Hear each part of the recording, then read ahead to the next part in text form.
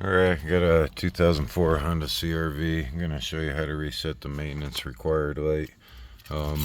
This one currently isn't on, but I did do some work today that required an oil change, so I just want to reset it and make sure that everything's up to par.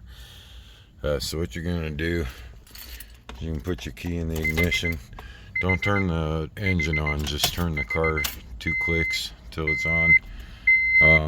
At that point, you're just gonna scroll through until you're back onto your main mileage.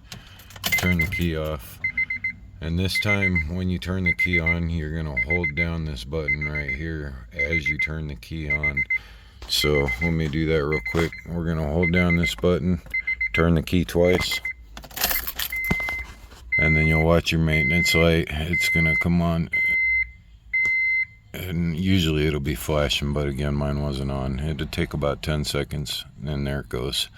And now it's reset, so you can turn off the car, turn it back on, and it's gone. So good to go. Hope this helps.